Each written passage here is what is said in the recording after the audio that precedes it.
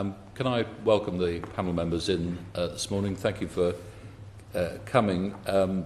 As you know, we are following up our previous report on the closure of the FSS, and thus far we've taken evidence from a wide range of people, and there's one or two bits of confusion arising, and hopefully this morning can help us clear some of that up, particularly around what is happening inside the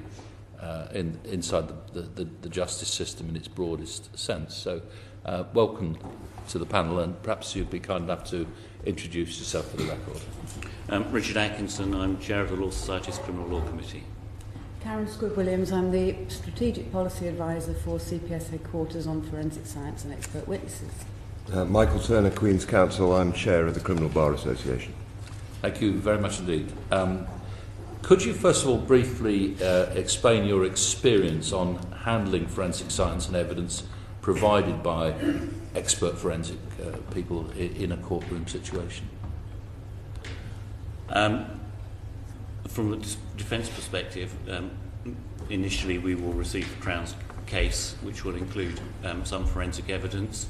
There will then be issues around whether or not that is contested and what the issues in the case are.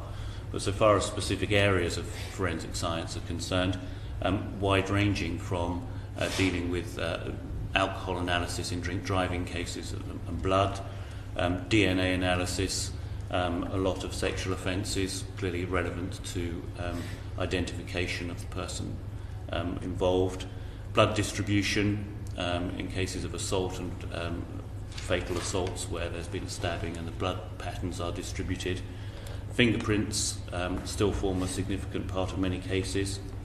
On wider areas, firearms, identification of whether or not a weapon is a firearm, fibres which are transferred from defendant to scene and vice versa, footwear patterns. A case I was involved in, there was a trainer that had quite a specific print, and it was relevant to try and determine how unusual that specific print was, to see again identification issues with the defendant being the perpetrator, glass fragments from scenes. I've been involved in a case of recently an armed robbery where cases were smashed in a jeweller's and there was a transference of glass, and questions as to whether that glass had come from the scene or whether it was from some other area. Computers now dominate almost every case. Cell site evidence and mobile phone records are also hugely prevalent. So a vast amount of forensic evidence is relied upon, and in the vast majority of cases, and certainly nearly all serious cases, forensic science plays a part. Absolutely. Yes, I've held this post with CPS Headquarters for some 9 years now, so as National Policy Lead for Forensic Science, I come into contact with the entire spectrum of science, including novel science, including traditional science, the whole range, and it's my task to look at how best to integrate the strengths and weaknesses where appropriate of science into prosecution policy. So over that time, I mean, every type of science for every type of crime, as well as creating or assisting rather in producing the policy. I take many national queries operationally as to live cases going on throughout the country. I've been at the criminal bar for over 30 years. I've been a Queen's Counsel since 2002. There isn't probably an area of expert evidence that I haven't come across. One of my specialties at the moment is to do a number of so-called baby shaking cases, which you will have seen in the press. The science involved in those cases is incredibly contentious, and I see those cases on a daily basis.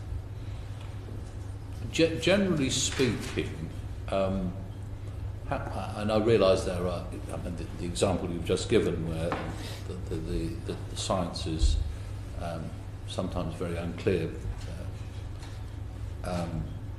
but generally speaking, what sort of weight do the courts give to forensic evidence?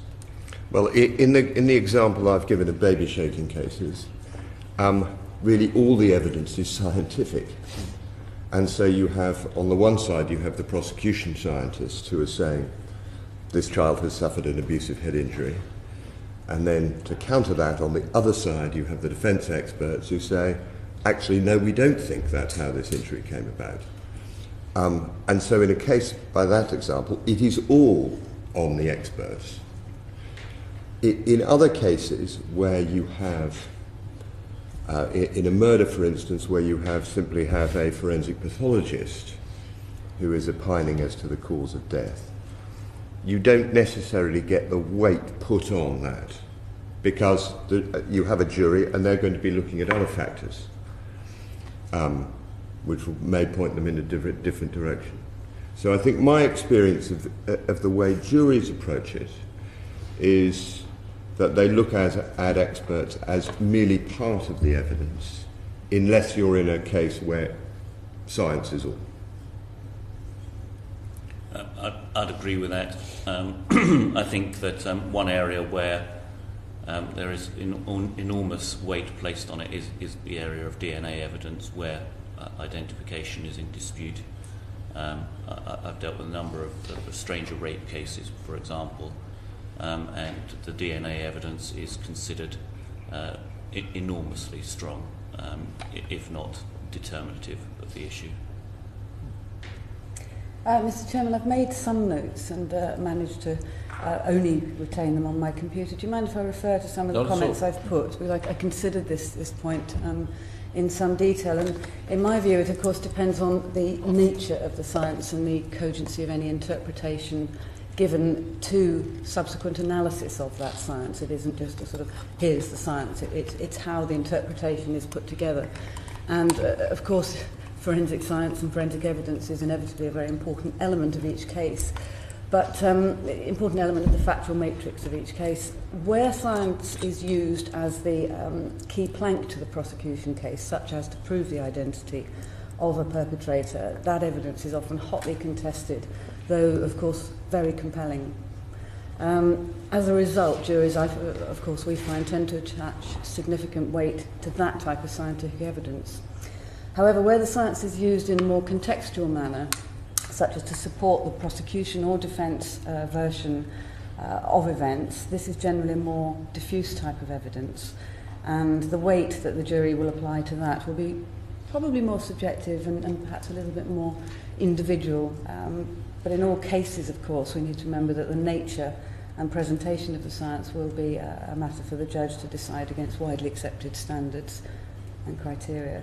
Those are the sort of points I wanted to get across in relation to that, because I'm happy to take. Okay. So, in a sense, stemming from that, one challenge that we are examining in terms of the closure of the FSS is whether, for example, the fact that samples may not have such a clear audit trail as they would have had having the centralised service. Do you have any views on the closure, the impact of the closure of the FSS? The CPS as an organisation, our concern really is to ensure that we get the best evidence that is most fit for use in prosecution. You started your question with a reference to the potential that there's a weakness in the audit trail of samples. If anything, what we have seen since the closure of the FSS is a greater focus on improvements within the continuity of samples. That's in as much as... Well, can I just stop there, push a bit harder on that, because we've heard evidence about samples going off to a third-party laboratory and then parts of the testing being subcontracted further down the trail. Yes. That didn't happen before. Surely that does present a risk. It didn't happen to the extent that, of course, now it does happen. It did happen in part from, say, the early 2000s, and certainly increased after 2005 when the FSS was made into a government-owned company. But that doesn't necessarily follow that there are then continuity problems with that. If anything, because of the competitive marketplace, I think there's been a tightening of continuity processes. And we at head office certainly haven't had any concerns in relation to that issue. It may be that there's more of a police difficulty with it, but bearing in mind that once material comes through to the prosecution, we haven't seen evidence of that being a greater problem. That's not my experience, I have to say, or the experience of my members who are reporting to me that there is a problem with continuity and are bringing to my attention a number of examples. In the more general question that you asked, the impact of the FSS going, I think what I'm noticing, I'm exclusively a defence barrister, but in terms of the experts that are being relied on by the Crown, they are increasingly variable in terms of the evidence that they give. And they often, that has a tendency to mislead the Crown. And I'll give you one specific example of this, which is a case you will have all heard about, I'm sure, which was the Birmingham riots case, which was a triple murder arising out of the Birmingham riots. Now, in that case, that was put as a conspiracy between 8 people and 3 cars. And that was principally based on a video expert who had said that she was able to identify the 3 individual cars in tandem going around the area for a space of 2 hours. And that was a very key part of the prosecution's evidence and one of the key parts of why the case was taken. By the end of the case, we had established that every single sighting that she had made was erroneous. We were able to prove that it wasn't the car that she said, because the car that she said was that car was spotted on an ANPR camera 5 miles away. Or the car that she said was an Audi hatchback wasn't in fact an Audi hatchback when you went back 1 frame because it had a boot, and all those kind of things. So there was an example of a prosecution which had been very much influenced by one scientist and what she had to say, and in fact it was completely destroyed by the end of the day, which was but one of the reasons for the acquittals in that case, but it was an example. And so what we fear in terms of the prosecution cases is that the science is not necessarily as rigorous as it was. Certainly that is what prosecutors are reporting to me. And it's not just the calling of a woolly scientist by the prosecution. It's actually wanting a scientist, for instance, to say there is nothing in this point. It's not a good point to take. You know, yeah, well, what's that got to do with the closure of the FSS? Isn't that a problem that one would come across anyway if you haven't got the right level of expertise in the court? Well, yes and no. I think the fear of the closure of the FSS is that where you had a dedicated science service, they were not fighting for their next piece of work, and therefore they had no fears about who they pleased or who they didn't. It was pure science. Whereas now the fear is you have people who want the next job, as it were, from the police force, and so there is a fear that they will say what they think their paymasters want them to say. Now that is the fear that's being expressed to me. Now, interestingly enough, I don't think that is such a great fear on the defence side, and many of you will think, well, hang on, why not? And that is because both defence solicitors and defence barristers are very wary of this. And one of the things that we have very much in mind is we don't want to call a scientist who's just there to please us. because that's going to affect the outcome so far as our client is concerned. And we know that if we do have a scientist like that, we will test them very, very rigorously, because we know that they'll be absolutely destroyed once they get into court. So that is certainly the fear that is being expressed to me. Mr. I don't wish to add anything to that which has been said.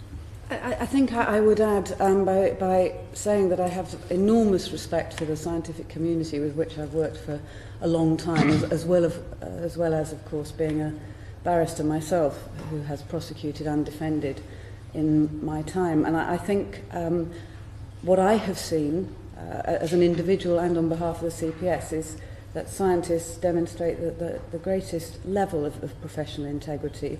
And it's extremely rare, in my experience, to have seen a scientist who totally disregards their duty to the court, which every expert is obliged to comply with. And I think it's perhaps a little bit too easy to suggest that because we have a commercial market and the commercial provision of forensic science, it's a little bit too easy to suggest that is therefore purely driven by their paymasters. The scientists and the practitioners that I come into regular contact with hold their professional integrity in very high regard, and I see evidence of that playing out in how they do their business for us. Stephen? Thanks, Jane. I just wanted to go back to that point, with perhaps both of you, and about the paymaster leading the results, if you like, of the science. But the FSS was also competing in a market for 6 years prior to its closure. Did you see that start to happen? Did you see that change start to happen when it became a GovCo? Or did it keep its original ethos even though it was competing in a market? In my experience, it kept its original ethos. The ethos within the FSS was very, very strong. And I didn't see any diminution of those principles when it went for that period of time. I'm just trying to think back. We did get not many. I suppose I had 3 or 4 cases in that period where the FSS actually worked for the defence, but there weren't that many. Okay, thank you. Sarah? Yes, I'd like to really carry on with this whole theme about the quality of the forensic science available both to prosecutors and defenders. We had some quite disturbing evidence actually last week from providers of forensic services, forensic science and also Manla Forensics. And actually it was the opposite to your point. They were far more concerned about the variability in the quality of forensic science available to the defence case rather than prosecution. And they were suggesting to us, I mean there's a direct quote here, that forensic advice for defence teams provides a critical safety net against miscarriage of justice, but this is full of holes through long-term and worsening lack of funding. So I wonder if you'd like to comment on that. Certainly. I mean, I think one of the problems that is experienced at the moment from the defence community is actually obtaining legal aid to instruct the appropriate expert. So that's one problem, and it is a big fight for solicitors and often for barristers to persuade the court to give the necessary legal aid, even if you have science on the prosecution side. So that is one real problem. And the second is actually the knowledge that people have in relation to where to go to find the expertise. So in the example of the baby shaking world that I'm talking about, a lot of people who embark on those cases simply don't know who to go to. They do exist, but there is considerable ignorance about who. So part of it is actually publicising who to go to. And the other problem is that you get scientists in that world who, because they're attacked by other scientists, they say, well, we don't want to do it anymore. We're quite happy staying in our hospital And we don't want to give evidence in the criminal court, or indeed the family court, because when we do, other scientists are very nasty about us. So there are those problems as I perceive. I think it's very important to recognise the significant changes and reforms and extra bits in the toolkit, if you like, that have been developed over the last 8 or so years. And I'm thinking of 2 developments in particular that have been largely alongside the closure of the FSS on one level.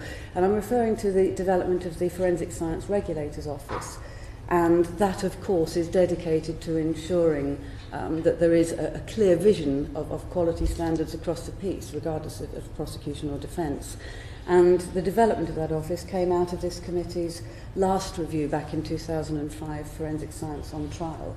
And the post was taken up in 2008, and I think there's been a great deal of improvement in at least setting standards and setting a piece of work and information where the required standards are able to be looked at, referred to, and are accessible to all. I mean, predominantly, of course, they cover forensic science as opposed to medical experts, who perhaps Michael is referring to more.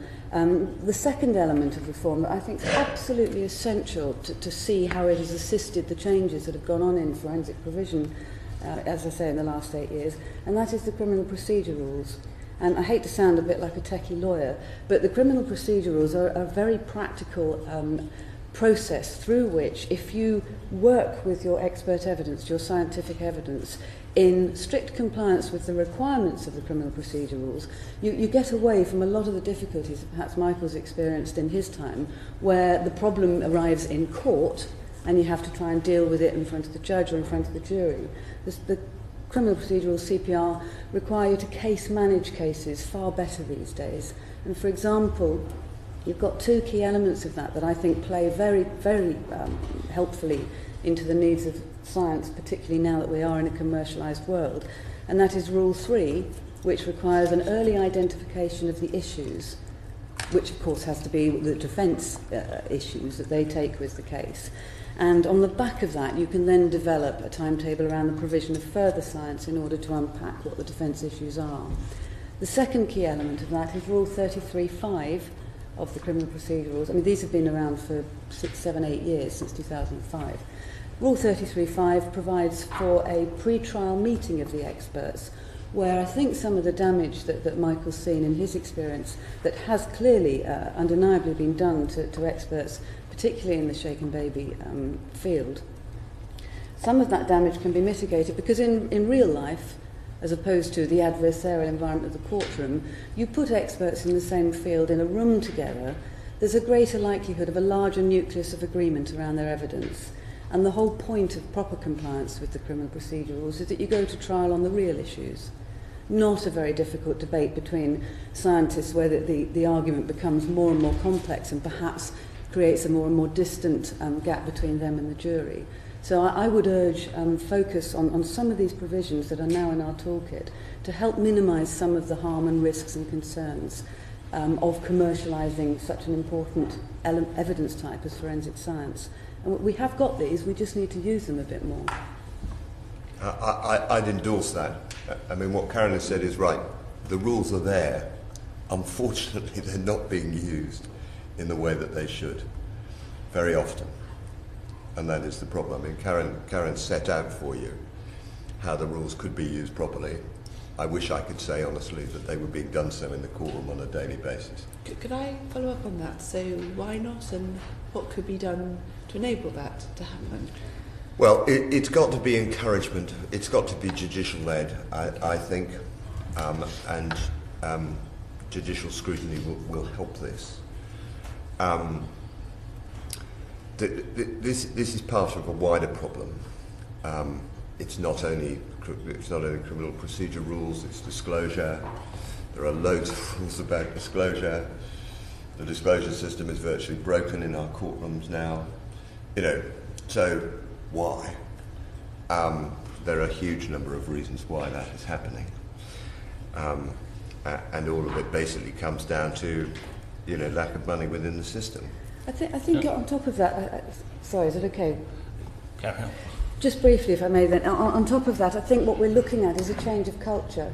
And we all know that culture takes a very long time to change, particularly in intense and very focused professions such as the law and science. And the key cultural change that revolves around the criminal procedure rules is that it is for the defence to identify the issues they take with the Crown's case very much earlier on in the process. Traditionally and historically, and this is probably where Richard will comment, of course the defence response to the Crown's case either comes at the very late stage in terms of service of their defence statement under the criminal procedure, criminal CPIA, or it comes at trial itself, whereas the rules, the criminal procedure rules, enable this to be done much, much sooner in the process. There are, of course, still proper protections for the defendant's rights to a fair trial and so forth. But the change of culture in requiring defence identification early on, it's hard for prosecutors because they're not used to defence doing it. It's hard for the defence because they're not used to doing it. And the judiciary, as Michael quite rightly says, needs to drive the focus on making this process work. So it's a real team effort required. Apologise, Richard, for taking over. Pick up on a number of points that my colleagues have made. Perhaps my memory is so short, I'll start with the last. As far as the criminal procedure rules are concerned, Michael's experience is obviously geographically much wider than mine. I practice in a more local area, but certainly the experience is that with expert evidence, the judges are sticking to the criminal procedure rules, and they are requiring timetables, and they are requiring schedules of disagreement, and this is happening. So I think that it's not quite as distant, the culture change that's been discussed, as perhaps was portrayed. There may be areas in the country where it is, but it is certainly happening.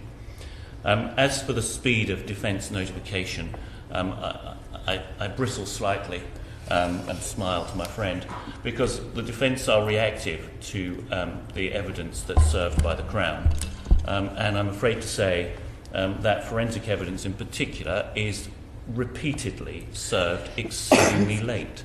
It is frequently the basis of what are called notices of additional evidence. That is, the Crown will serve their case and the evidence on which they seek to rely in accordance with a timetable. And that will inevitably not include the forensics evidence.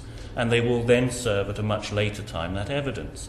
I'm involved in a case now where the Crown have asked to serve cell site evidence, fingerprint evidence, glass analysis, all within 4 weeks of the set date for the trial.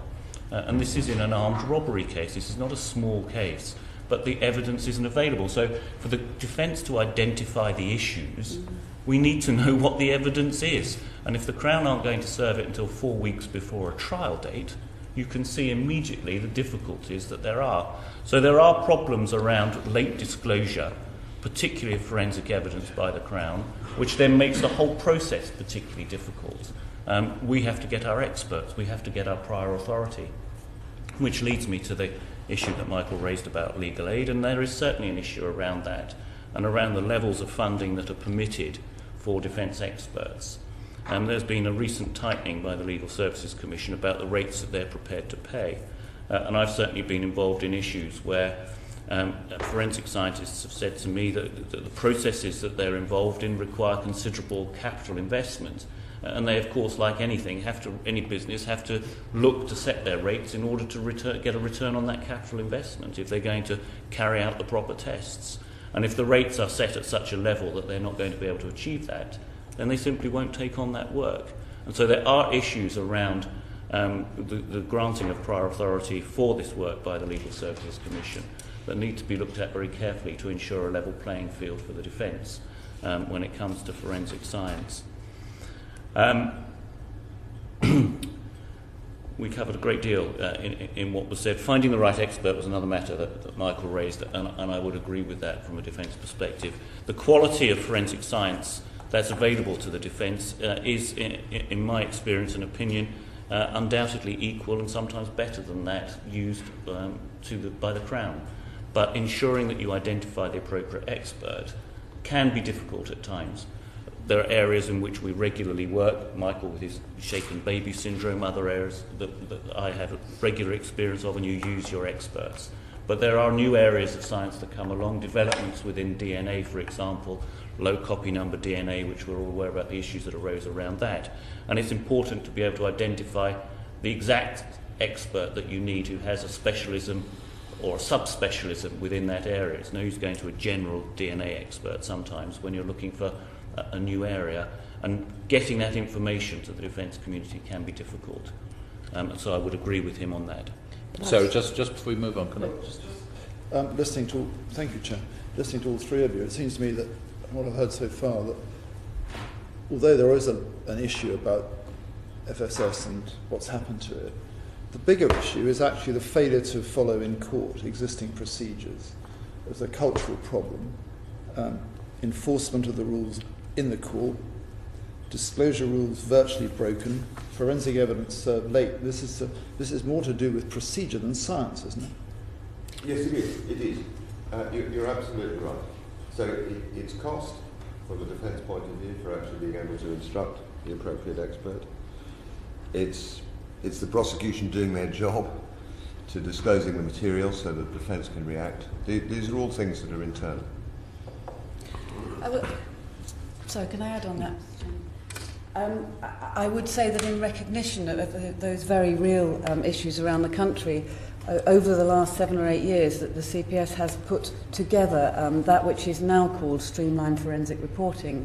And I think the government referred to streamlined forensic reporting in its white paper, Swift and Sure Justice, last May. And what that is built to do is entirely resolve the issue that Richard is talking about. I'm not saying it will, but it's built to at least assist and move us further down the road. Streamlined forensic reporting means that right at the very beginning of the case, the defence are provided with what's called an SFR1. It's a form that literally just summarises what the Crown's forensic evidence that they intend to rely on. So it summarises forensic information in the form of there is a DNA match with this crime stain and that individual's profile. And that is to enable the defence to start seeing what the Crown's forensic case is and start teasing out and responding with their issues. So that, I mean, the classic example of how this works is in, and it's oversimplifying, but in a rape case, if, for example, the issue in the rape case is consent, there really is no need to have 28 pages of a forensic scientist saying that the DNA belonged to the alleged perpetrator. So this is the point about streamlining, particularly forensic evidence, and that is so that we can build a proportionate case that reduces the risks of delays, where there is perhaps a sense of, forensicate everything and then we'll see what happens. That approach tends to cause delays and provides far too much information and costs too much money to the public purse. Streamlined forensic reporting breaks it down into its scientific elements, draws forward the defence issue that they take with that science or this science, and can be further responded to appropriately. But only if it's presented to both parties in a reasonable time. Yes, well, the requirement is, and police forces, to be fair, ACPO has been leading the national rollout of SFR, and they are due to complete their national rollout by the end of March, which means that all police forces within their investigations from thereafter will have the necessary forms, guidance, tools. They've had the education in terms of what do they call them, road shows, where you go out and you introduce the concept and the different ways of working to all forces. So you won't have seen it in any unified, meaningful context yet, other than in pilot areas. But from April onwards, all forces will be using this method to report on forensic science, unless, of course, the case is so complex that it would be silly to break it down into such small parts. Sarah? Yeah, you gave us a lot of reassurance for the reasons that you stated, that you feel the quality of forensic science deployed by defence is good quality. But I would like just to push you a bit further on that, because we've been given evidence that not all the providers of, it's really not the expert witnesses, maybe more of the kind of day-to-day DNA testing, all the sorts of forensic, bread and butter forensic tests that you were describing, they're not all delivered to the same standard. That there's ISO 17025, only some providers attain that, not all are accredited. So how important are those ISO type accreditations, other accreditations? How important is the potential role of a regulator in actually registering and enabling only certain providers to provide forensic evidence to you? I think it's a very valid point. I think it is difficult on an objective basis for lawyers to be able to evaluate the competence and skills of the forensic scientist, and certainly until my intended appearance before this committee, the existence of ISO 17025 was, I'm afraid to say, unknown to me. I'm now fully aware of it and will be looking carefully at my experts. But that, I think, it says exactly what the point I'm making, that being aware of exactly what the necessary, if I can use the generic term, kite marks are, and standards that are to be achieved is very difficult for lawyers, and it's very much a case of going either on experts that you've used in the past and your experience of them, or recommendations which will come from other lawyers and from counsel who will have had a broader experience as well. And so it is difficult, and the idea of a regulator and of a register are both to be welcomed, I think, from the defence perspective, to give that underlying assurance that the minimum standards, and I think we're talking about minimum standards, are met by those who seek to provide this service and the evidence to the courts.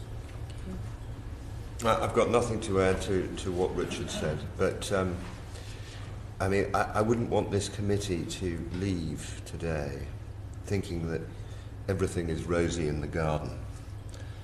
It is not, and there are real problems in our court system, which is not directly concerned maybe with this committee, but in terms of the disclosure of Karen saying, well, it'll come. The cost of it not being there at the moment is huge to the taxpayer. Every case I do is blighted, whether it's got a forensic angle or not, by disclosure problems, which either cause the collapse of the case or the delay of the case. And I know that Richard will support me in that, in terms of what he sees. And that is a real problem at the moment. And I wouldn't want anyone around this table to think it isn't. I think, just to clarify my comments in relation to what you've interpreted as disclosure, my comments about it'll come were in relation to streamlined forensic reporting. They weren't comments on disclosure generally. I'm just able to illustrate to you what has changed within the forensic science evidence range. Sadly, I'm all too familiar with 17025 and very sadly breathed that number and the other number, 17020, for some ridiculous number of years now. But less sadly, that is because I think it's very helpful that now that we do have a regulator in place sitting over this commercial market, that there is a very clear indicator of what at least the minimum standards are. And my understanding is that the vast majority, in fact I can't think of an exception, the vast majority of forensic science providers who are on the national framework, certainly, i.e. the national procurement framework which provides forensic science to police forces across the country, they are all accredited for their purpose to 17025. In the past there's been much debate about whether it should be 20, 25 and so forth. And I understand too that of course it's a condition of accession to the EU that in fact the country, all laboratories analysing DNA comply with 17025 by the end of 2013, and all environments providing fingerprint analysis also comply by the end of 2015. So there's a pan-European move towards at least having these baselines in there. And I think the work of that kind of validation and accreditation makes a big difference to this environment, and if anything it's perhaps putting us into a stronger place now that we do have clear pictures and pointers. Are you validated for this process? Is the individual accredited to interpret this process? They're good questions, and we're a lot closer to having the answers. I also think that in relation to having the regulator there and looking at having equality of arms across all providers, we are in a stronger position for what on one view is a more not unnerving, but a commercial environment. We are still the only country to have fully commercialised the provision of forensic science for the criminal justice system. And within our adversarial jurisdiction, as opposed to the more inquisitorial jurisdictions in Europe, within our system, that's quite a big, bold step. And I think caveats like ISOs, regulators and so forth will assist us on this journey. I find myself slightly concerned that perhaps you are being a little overconfident when the reality is, and Mr. Atkinson was honest enough to acknowledge it, that the senior lawyer is not familiar with the ISO standard. From that, it's reasonable to suppose that many of the judges he addresses aren't familiar with the standard, and therefore what is the pressure inside the court system to deliver what the regulator is seeking to enforce? I certainly can see how what I've said has invited that question. I think the meaningful answer to it can only come from the court representatives. But what I can tell you that from my perspective within the CPS is that the senior judiciary have given the development of ISO 1705, these kind of levels, enormous support. I think also it's fair that it takes a long time, particularly with the judicial environment where absolute independence is essential. They don't in perhaps the same way as the CPS being a national prosecution service. We will have a policy, we will put it out to all our members and they will comply with it as best as they're able. But of course the judicial system, I think that's a matter really for the senior presiding judge to say. All I can add is that he has shown great support for the compliance with criminal procedure rules and this streamlined forensic reporting that we have put out. David. I have to just run with the chairman's statement. I must say I do find it absolutely, frankly, astonishing that you can come to us today and say that there are these clear rules that are not applied. And not only that, you don't know what they are. I mean, I just find it almost beyond my zone of perception. I just can't believe that these ISOs have been established with a purpose and no one's taking any notice of them.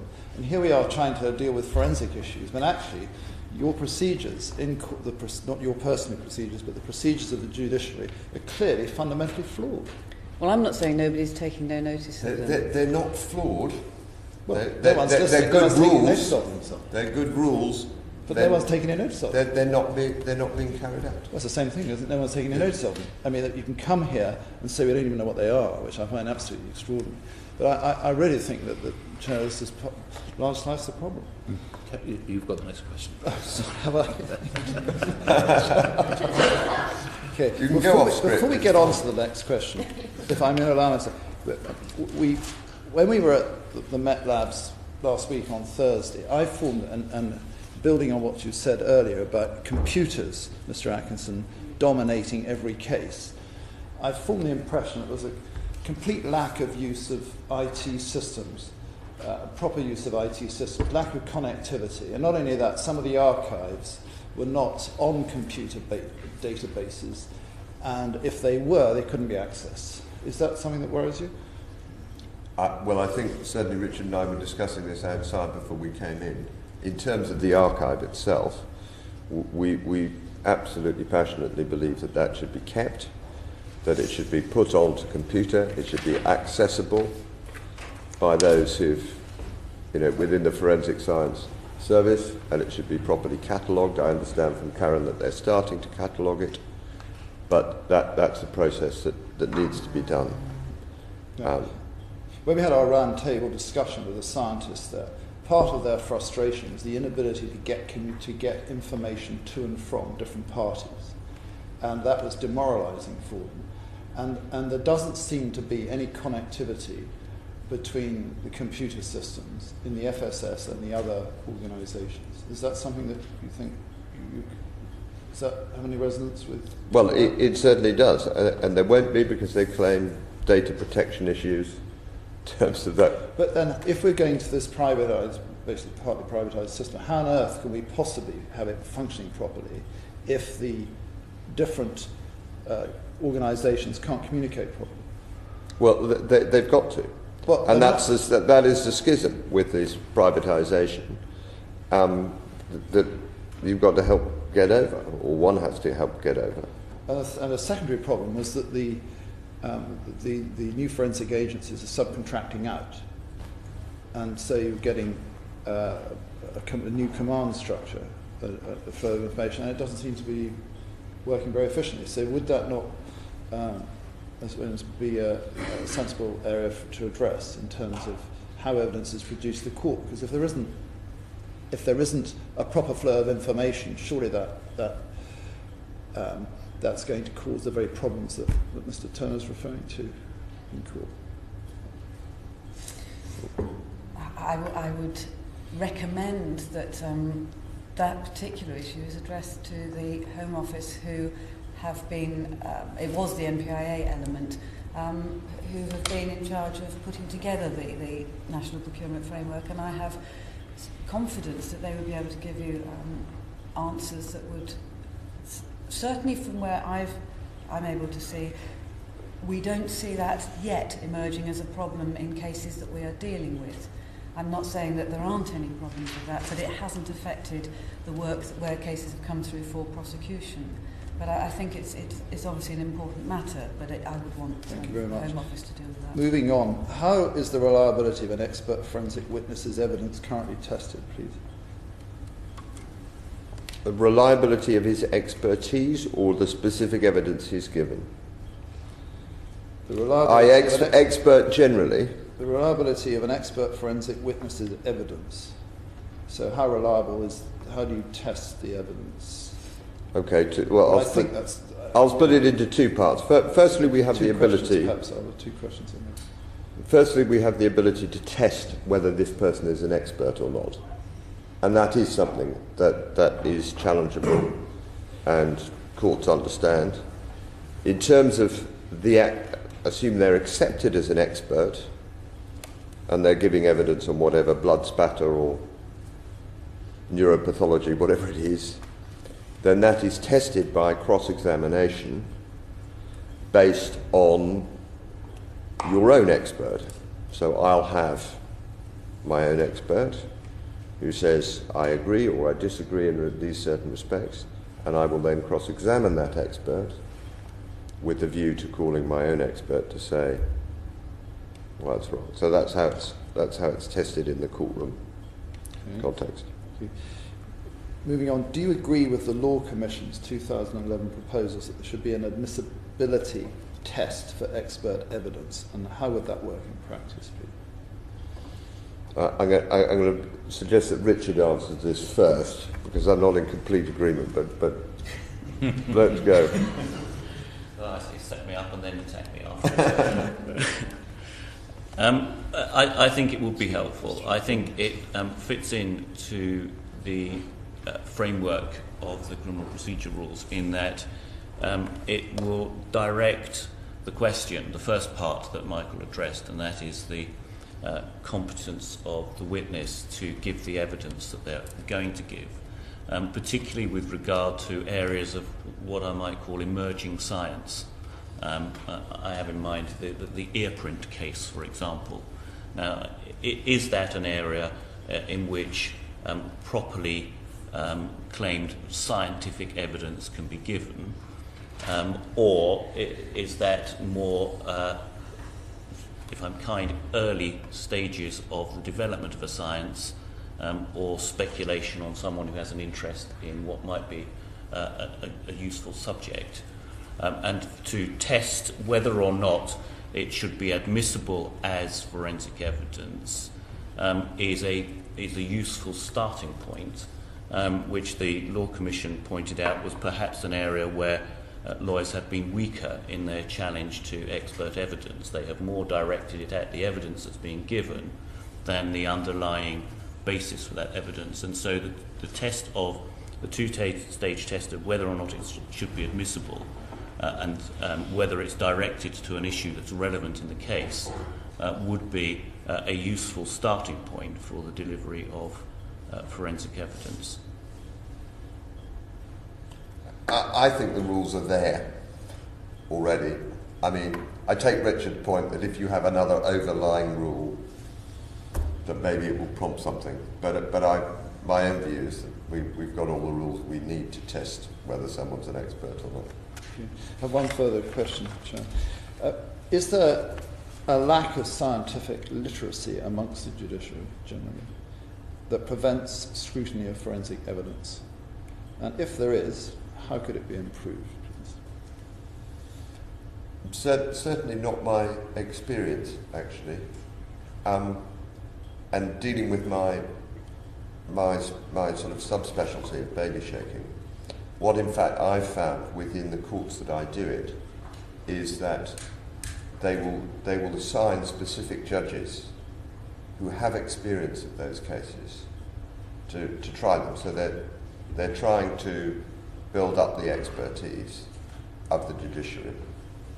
Now, I'm fortunate in the sense that I mainly appear in front of High Court judges, and therefore, they read up on their science and they're good. I would have to, I can't speak for the judiciary really wholesale, but that's not my experience. Can I just ask you last quick question about the scale of the problem? You said earlier on, Mr. Turner, that baby shaking cases are there on a daily basis. Is that really true? Have you got baby shaking cases every day of the week? Not every day, but I mean, I am doing... The growing problem, is it? Well, I don't believe it is a growing problem, actually. It's a growing accusation. I don't actually believe it's a problem. Thank you. Stephen. Thank you. Good morning. I'd like to go back to the accreditation issue, ISO 17025. Where a provider is accredited with that, what does that say to you about the quality of the evidence that they provide? For those who've heard of it. I think if you isolate simply the concept of 17025 compliance from the whole package of the regulators' codes of practice and conduct, I think that's quite a difficult answer to give. But I believe that where 17025 is integral to the commitment that's made by those providers who are on the national procurement framework and those providers who comply with the regulators' codes, integral to that 17025 produces a very helpful, if you like, 3D approach to the standards that provider is going to apply. It almost touches on your previous question in relation to experts, in that from a prosecution perspective, for which I can only speak, there is more confidence to be had where a laboratory or provider has been through independent assessment of their processes, because that's all 17025 is. It's actually not going to address anything to do with the criminal justice system, but it is a health check on the quality of their processes, their admin, if you like, how they do what they do, and how they account for what they do. And in particular, 17025 requires proper records are kept. Now, from, of course, the criminal justice system perspective, proper records equals good continuity. So that's a very strong element. But really, it needs to be seen in the sort of context of the triumvirate of all the things that are available as part of the health checks. So I think what you're saying, that in itself, it's just another indication of the quality of the science that could be done. But it doesn't guarantee that you will get quality science. What it means is you'll know when there was poor science conducted. It means that there is every chance, or an enhanced chance, of there being greater transparency of where the processes have worked and are recorded, and where the processes have a problem, and that problem has to be recorded in order to retain the accreditation. And that's of great comfort, I think, in terms of continuity and quality. So therefore, when selecting a provider to do some science on either behalf of the prosecution or the defence, if ISO doesn't guarantee that you get good science, what other tools do you use, what other measures do you use to know that the provider is going to be able to conduct some good science on behalf of the prosecution or the defence? Well, this is word of mouth. In fact, in terms of ISO 25, it doesn't guarantee anything. All it guarantees is they passed a test whether their administration is up to scratch. In terms of your focus question is how does that guarantee the quality of the evidence that they give? It doesn't. And that's, so within our community, it is word of mouth. Richard will ring me, have you come across a decent expert on ear prints or fingerprints, and I'll give a recommendation, and vice versa, because we've seen them in the courtroom context. And it's not only the evidence that they give, it's how they give it and how they stand up to cross-examination and all of those kind of things. Yes, in defence of scientists, that could be said, the same could be said for lawyers, of course, couldn't it? Well, of course it can, and exactly that happens. Do you know a good QC? Don't instruct Michael Turner. Of course that happens within our community. One area where perhaps I can hide behind my own ignorance of ISO 17025, which has been helpfully highlighted, is that perhaps you may want to consider this. We've talked about prior authority being granted to defence lawyers for the expenditure to instruct experts, and that of course is public money that's being granted. It would be something to consider whether or not those granting that authority, the Legal Services Commission, should set as a prerequisite to any authority a requirement that those experts have ISO 17025 if it's the committee's view that that is a minimum standard that you would expect any expert who is in receipt of public funding to have attained. And therefore, if individual lawyers have not addressed that issue, it would nonetheless be forced upon them by the fact that the Legal Services Commission would be saying, I'm sorry, you can't instruct this expert because they haven't reached that standard. We have to tell them who we intend to instruct. We have to tell them what their qualifications and experience was. We have to tell them how much they're going to charge. I suspect that it's only the third question that really interests them. I think that from what you're saying, that they should be perhaps also addressing issues of quality or at least minimum standards. Those matters which Michael has raised are matters that are highly relevant to the lawyers, and that is how effective in their presentation of the evidence is the expert going to be. And clearly where you're representing a client, that's of paramount importance. But the issues you raised may nonetheless be addressed through a minimum threshold at the very beginning of saying, well, you can't have an expert who hasn't reached these standards. And that would come through the Legal Services Commission grant of prior authority. But that's not where we are at the moment. It's not. No. So you don't check whether they've got ISO 17025 before asking someone's advice. You just check they've got the relevant qualifications and experience. Yes, and I think you have to be careful with ISO 25 or whatever it's called. 17025. 17025 is that if you're going to make it a minimum requirement, you have to voice it around the scientific community, because what you don't want to do is you don't want to have a very experienced expert who's never heard of this, and then we want to instruct them, and they say, well, sorry, we're not going to fund that so the scientific, they have to have an opportunity to tick the box, as it were. There used to be the CRCP, the registration. CRFP, yes. Sorry, yes. The registration of forensic practitioners. Did that provide a better indication of the quality of the science and evidence that they might give rather than the ISO? I think from the CPS perspective, the answer would be no, in as much as when you dug beneath the requirements for registration, they were very much a part of self-assessment. That's not to say that the quality people on the register weren't of an appropriate standard. I'm sure they were. But in terms of a badge, because it was, if you like, self-assessment and subject to payment of a fee to join the register, that from a prosecution perspective doesn't give as independent an oversight as the acquiring of ISO does give. I think also on that point, the regulator who's giving evidence to this committee, I think next week or thereabouts, would say that he has already initiated discussions with the LSC in relation to the point that Richard made of the level playing field of quality standards for defence and prosecution experts. So I think that's a very encouraging observation, and it's also encouraging that it's been underway for quite some time, those discussions. Mr. Chairman, can I also make a comment, please, in terms of experts and how the witnesses are to be tested and so forth? One of the points I meant when I referred to cultural change is that where we're talking about taking experts to be tested in court, the whole purpose of the criminal procedure rules is to bring experts forward into, if you like, the whole process, so that there is less playing out the testing within the courtroom, and that there is a greater emphasis on case management and using things like 33(5), the pre-trial meeting of experts. And that way you should, if the procedure is followed reasonably strictly, you should be able to weed out who is a good quality expert offering good quality science or whatever, and who is less so. So again, the court shouldn't be so exposed to those differences.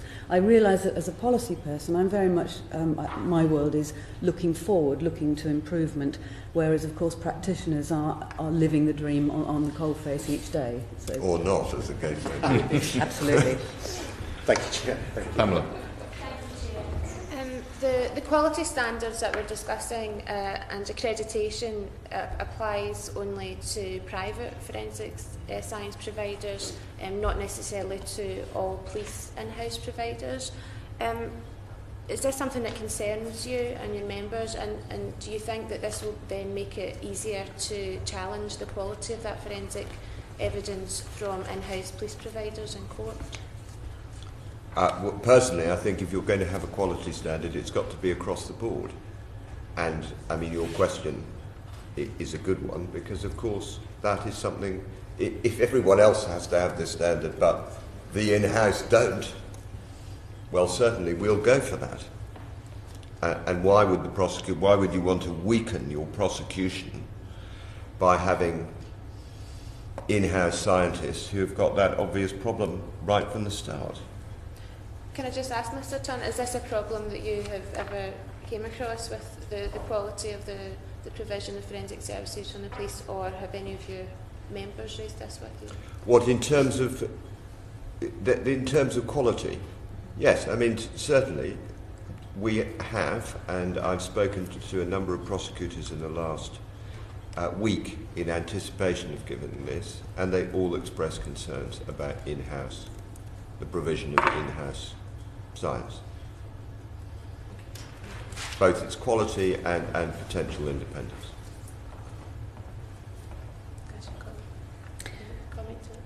I'd support that. I mean, there are concerns about quality, independence, and also ensuring that there is proper access for the defence to their work. There is in the past a degree of proprietorial ownership over the matters. It's our laboratory, it's our work, we're in-house, which then can create issues of access to the defence, which weren't there with the FSS and other agencies who are much more open to defence either ringing up, making inquiries as to almost informal inquiries before submitting for their own experts to have a look at it and getting hold of material. So there are concerns about in-house use and indeed the quality, which will, if they're not subject to the quality standards of others, will be subject to the financial pressures that we know the police forces are very much under at the moment. Yes, that's it. Would you be more specific? I mean, are there incidences where people have been denied access to materials or evidence? This is a concern effectively relating to how things used to be a long time ago and how they may develop rather than any specific instances that have happened so far. Okay, so the fear is that it may return, the situation may return to the 1970s. Okay. I mean, just on that, one of the private forensic science providers who gave evidence to the committee expressed concern that police insourcing was leading to the fragmentation of investigations. Is this something that any of you would recognise? I'm not sure I understand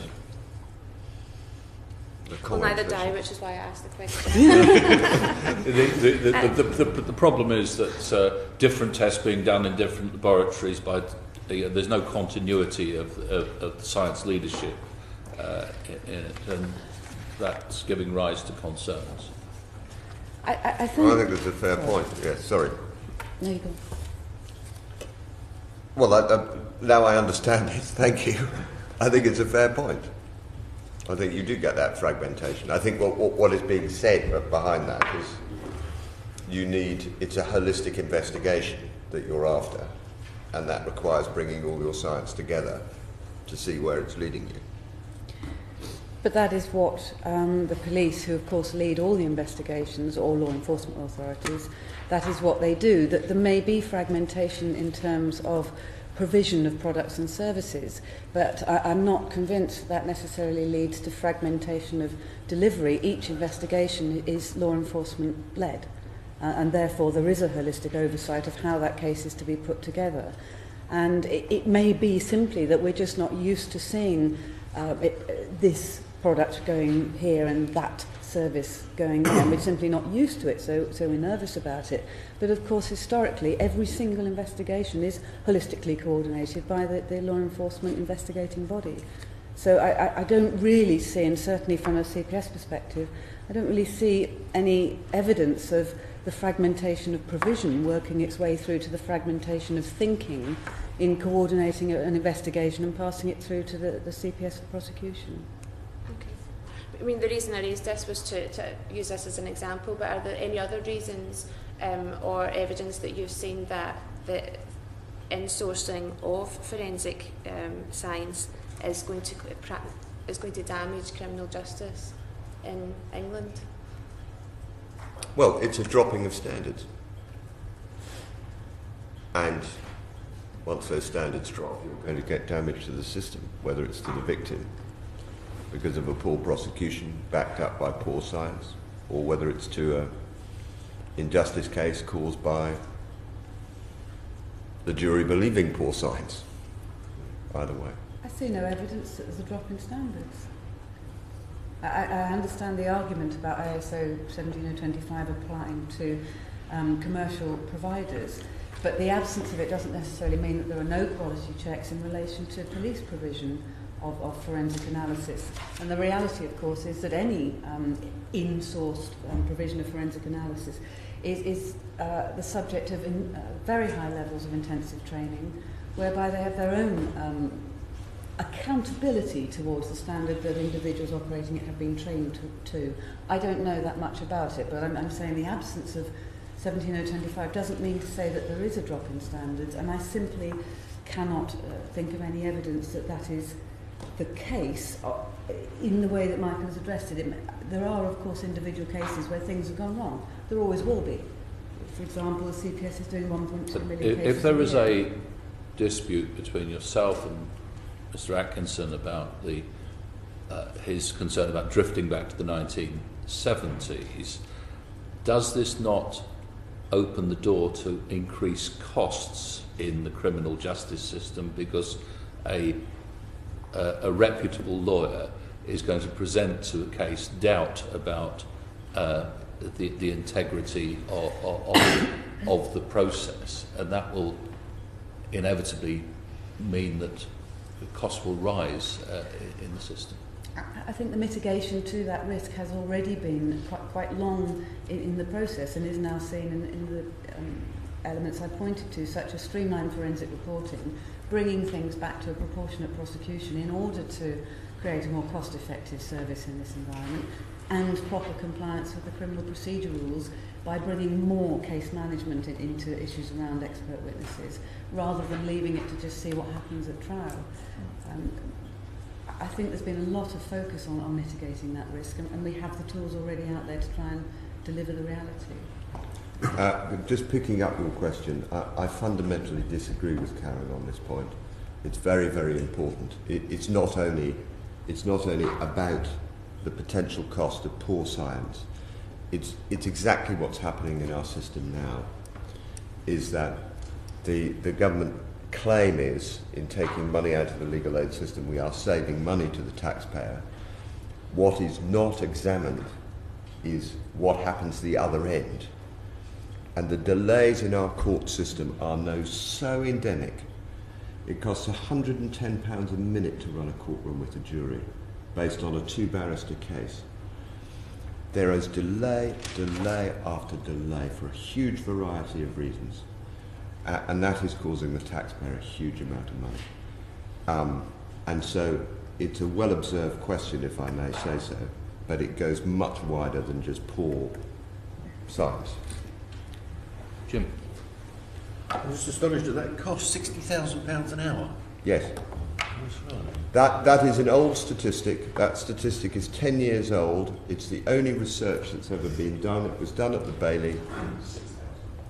And it's 6,000. 6,000. Sorry. £6,000 an hour. What's the norm between? I'm less astonished by that.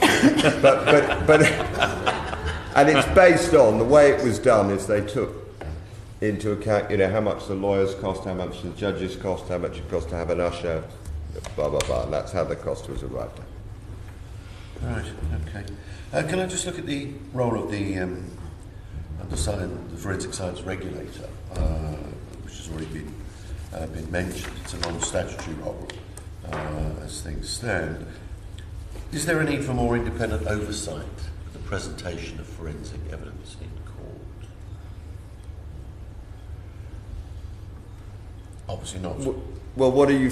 I think the oversight actually comes from the scientists in court, and we see them, certainly in the defence community. If we come across a poor scientist, which has been instructed, we will get that round pretty quickly in terms of the defence community. Do not instruct X.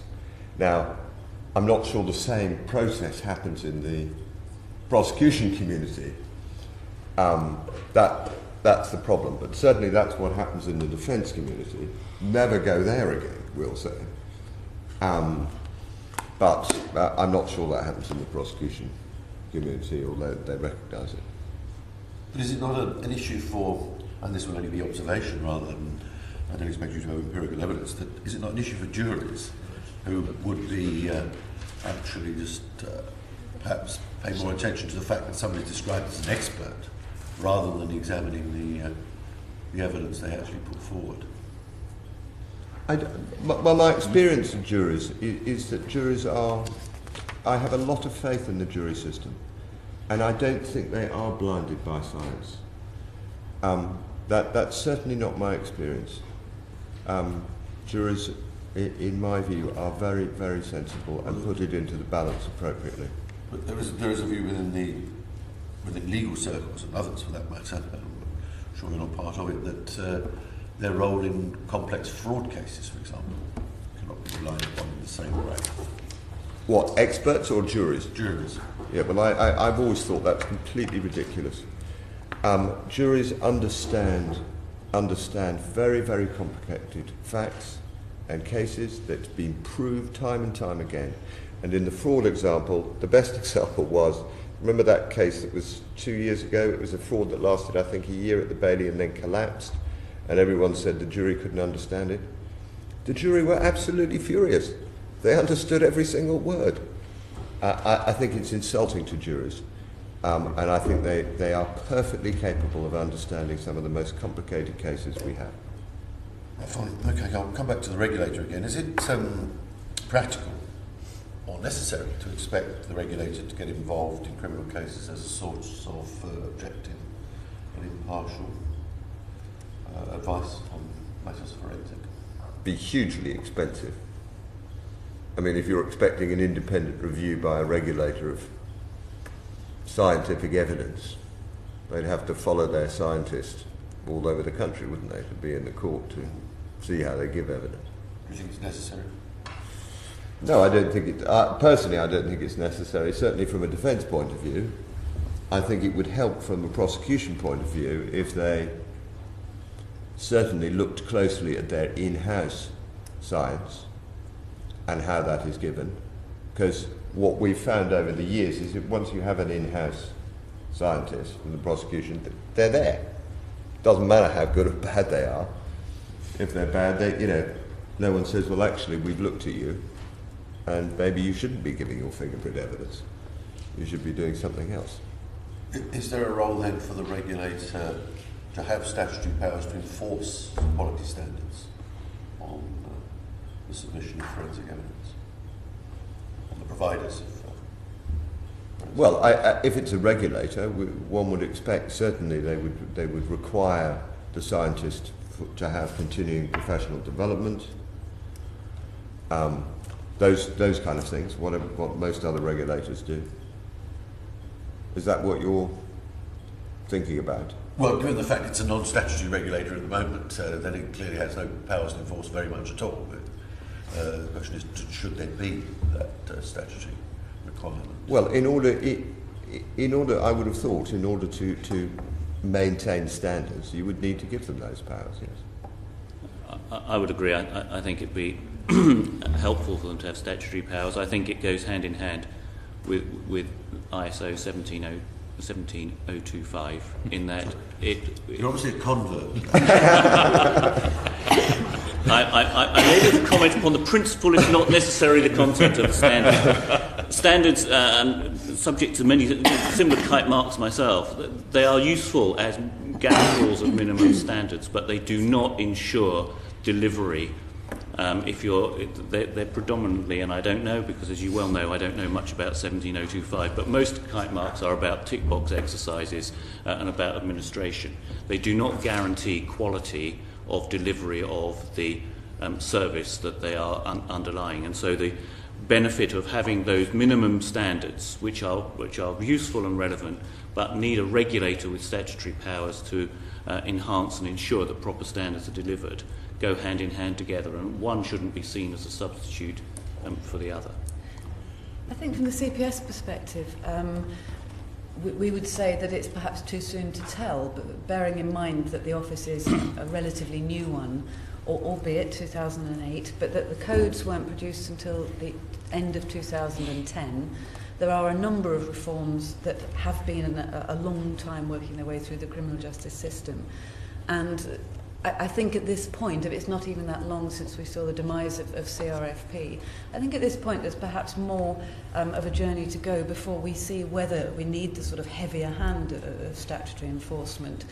And if in particular we look at the Court of Appeal rulings that have emerged since about the beginning of 2010 to date, there are some very strong, very clear rulings that make it absolutely unequivocally clear that compliance with regulator standards and codes is expected of forensic science provision across the piece. So I would say it's perhaps just too soon to judge whether a light hand is in fact going to be able to work in the future. Do you have any idea about how long it might take before you reach that assessment? Well, I can't say what the CPS perspective is, but just my own personal instinct is I would say we need to look at the environment in 3 to 4 years' time. And if it should, the improvements that we've talked about that have been worked on through the system over the last few years should have materialised by then. And if not, then perhaps that's the time to review. Thank you. Stephen. Thank you. Just briefly, I'll just go back to fragmentation for a moment, because I'm getting the sense there's a mixed message here, that fragmentation could be the source of a drop in standards. Although, on the other hand, it could be the better use of different experts who are more specialists in their field. One of the concerns that's been expressed is that that using different experts to interpret the evidence and present it could lead to the system, the jury, becoming confused and not as easy to understand all the evidence being presented because it's not coming from one person. But although you've just said that you have great faith in jury's intelligence to be able to interpret that, is fragmentation in itself a bad thing? No. Nope. No. Fine. There you go. Thank you. Right. Final question, if I may, on the forensic archive that we've touched on. As you know, the decision was eventually taken to maintain the historic archive in Birmingham, and as one of you correctly said, there is a process of cataloguing the materials going on at the present time. But the archive will not be maintained with fresh case material. It is just going to be a historic one, and there'll be 40 odd other mini archives scattered around the country. Do you see that as presenting problems in the longer term? Well, I think it's an enormous sadness. I mean, as soon as you start scattering this information all over the country, it's going to be lost. I mean, that it should at least be kept essential and at least have access to by the science community. Yeah, I'm going to come on to access in a minute, but just in terms of the sort of the integrity of information, if one's dealing with materials that have been scattered, some possibly lost because there isn't a national indexing system, that gives you concerns. Yeah. Forgive me, Mr. Chairman, but I didn't think the decision had yet been taken as to the future of the archive, and I wasn't aware that we were looking at all 43 forces holding their own over time. The Met have already moved in that direction, and the other forces are making up their mind. Exactly. But there is at the present time within